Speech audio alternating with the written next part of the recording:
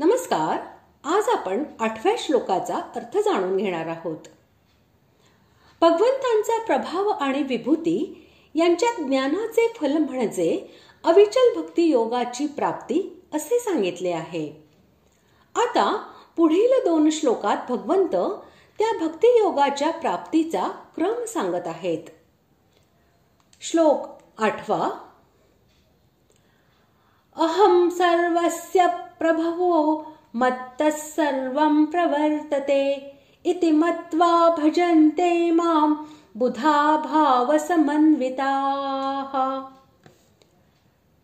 श्लोकाचा अर्थ, मी वासुदेवच सर्व जगाच्या उत्पत्तीचे कारण आहे आणि माझ्यामुळे सर्व जग क्रियाशील होत आहे असे जाणून श्रद्धा व भक्तीने युक्त असलेले बुद्धिमान भक्त मज परमेश्वरालाच नेहमी भजतात.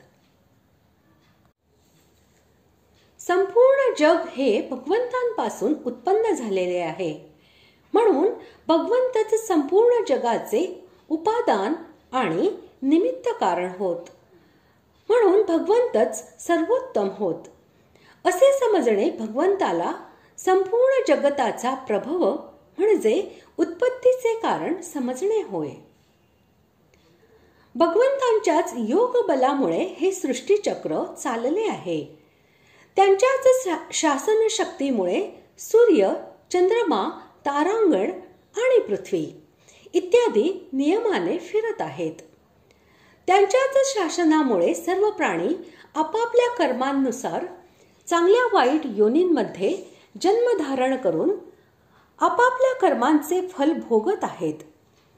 अशा प्रकारे भगवंतांना सर्वांचा नियंता आणि प्रवर्तक असे समजणे म्हणजेच संपूर्ण जग हे भगवंतांमुळे सक्रिय आहे असे समजणे होय. जे भगवंतांच्या अतिशय प्रेमाने युक्त आहेत, भगवंतांविषयी ज्यांची अढळ श्रद्धा आहे, भगवंतांचे गुण व प्रभाव हे दृढ विश्वासाने जे जाणतात, भगवंतांच्या त्या बुद्धिमान भक्तांचे वाचक भाव समन्विताः या विशेषणासह बुधा हे पद आहे.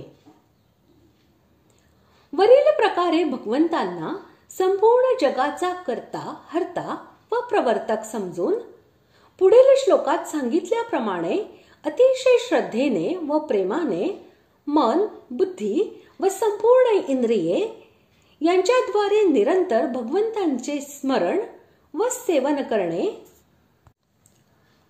भगवंताच्या नावाचा जप करणे, कीर्तन करणे, भगवंताच्या रूपाचे चिंतन करणे, ध्यान करणे, भगवंतांची कथा श्रवण करणे, भगवत संबंधी ग्रंथांचे म्हणजे गीता, रामायण, भागवत इत्यादीचे पठन पाठन करणे हे सर्वच्या सर्व भजन आहे. परंतु खरे भजन तर ते आहे ज्यामध्ये अंतःकरण भगवंताकडे ओढले जाते. केवळ भगवंतच आवडू लागतात. भगवंतांची विस्मृती बोचत असते, खटकते. अशा प्रकारे भगवंतात तल्लीन होणे हेच खरे भजन होय. अशा प्रकारे आज आपण 8व्या श्लोकाचा अर्थ जाणून घेतला. पुढील भागात आपण 9व्या श्लोकाचा अर्थ जाणून घेणार आहोत. धन्यवाद.